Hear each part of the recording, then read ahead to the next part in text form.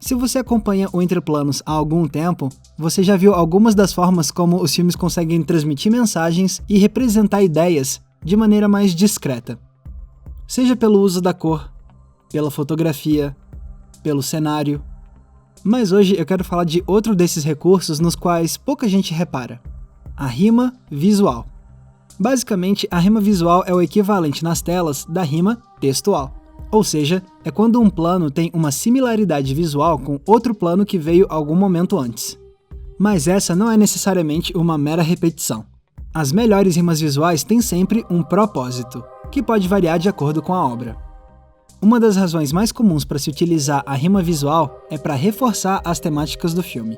A gente vê isso, por exemplo, em 2001, Uma Odisseia no Espaço.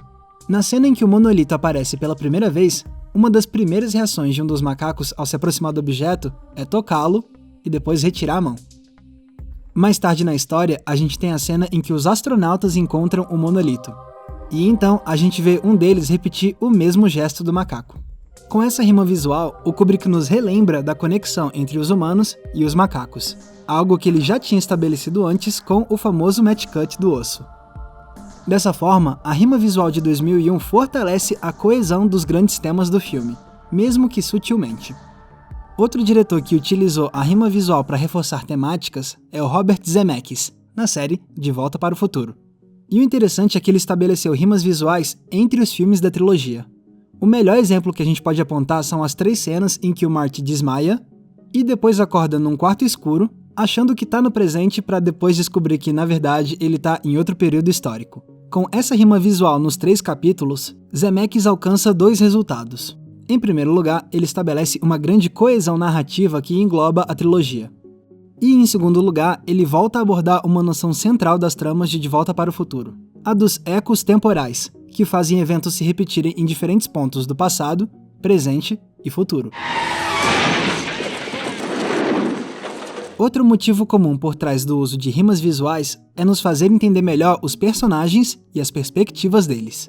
Um dos primeiros exemplos que me vem à cabeça está no filme de 1948, Carta de uma Desconhecida.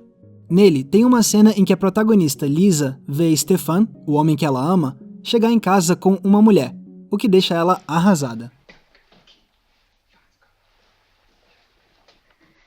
A trama avança e, anos depois, quando Lisa consegue finalmente ter um encontro com Stefan, a gente vai ver os dois indo para o apartamento dele.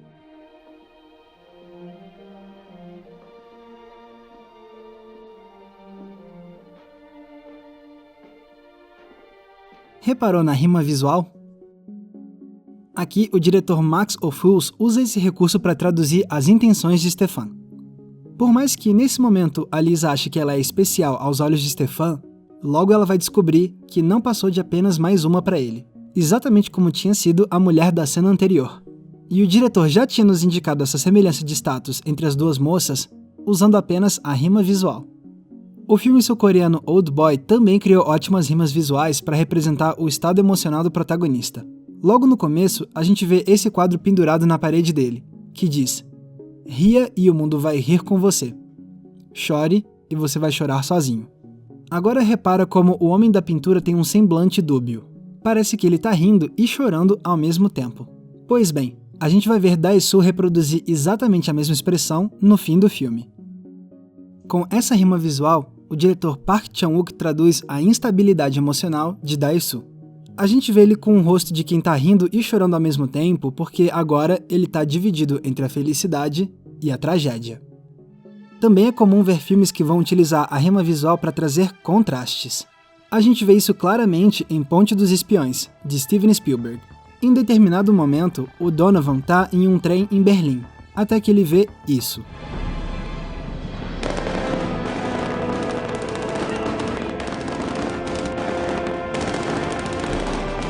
Já mais tarde, de volta aos Estados Unidos, ele passa por esse momento. Aqui, o Spielberg cria uma rima visual para ressaltar a diferença da realidade política entre os Estados Unidos e a Alemanha na época da Guerra Fria. E outras rimas visuais muito interessantes são aquelas separadas por vários anos. Isso acontece em algumas das maiores franquias do cinema que lançam um novo capítulo depois de décadas. Star Wars é um excelente exemplo disso. Enquanto ele preparava a segunda trilogia, George Lucas deixou claro que ele queria sim usar rimas visuais. You see the echo of where it all's gonna go. It's like poetry, so if they rhyme. Consequentemente, a gente vai ter muitos momentos que são visualmente similares entre as duas primeiras trilogias de Star Wars.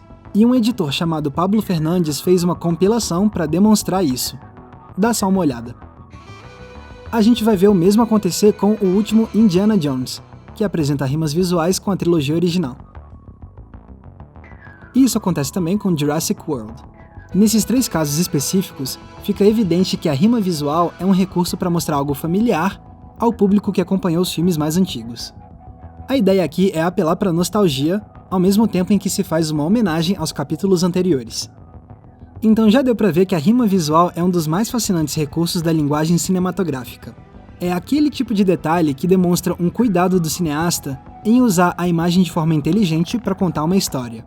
Beleza, nem todo mundo repara nesse tipo de coisa, mas quando a gente conhece o conceito de rima visual e percebe o uso dela em algum filme, é inevitável a gente se admirar com o fato de que a poesia também tem seu lugar na 7ª arte. Então é isso. Muito obrigado por terem conferido o episódio de hoje. Eu espero que vocês tenham gostado de explorar mais essa questão das rimas visuais e ver como elas podem trazer novos significados para os filmes que a gente mais gosta. E o episódio de hoje foi um oferecimento da Prime Pass. Caso você não conheça, a Prime Pass é um serviço de assinatura mensal que te dá direito a ir ao cinema uma vez por dia, de domingo a domingo, e isso nas principais redes de cinema, como Cinemark, Kinoplex, Espaço Itaú de Cinema, Cinépolis, Cinesystem e muito mais. A convite do pessoal da Prime Pass, eu tenho experimentado o serviço deles durante os últimos meses e eu tô achando muito legal. Então se você quer ter um passaporte para ir ao cinema todo dia, não deixe de conferir a Prime Pass. O link tá aqui embaixo na descrição. Se você quiser me acompanhar nas redes sociais, é só me procurar usando os nomes que estão aparecendo aqui embaixo. E não se esqueça, é claro, de curtir esse vídeo e se inscrever aqui no Entre Planos para não perder nenhum dos nossos episódios. Mais uma vez, muito obrigado pela audiência, um abraço e até a próxima sessão.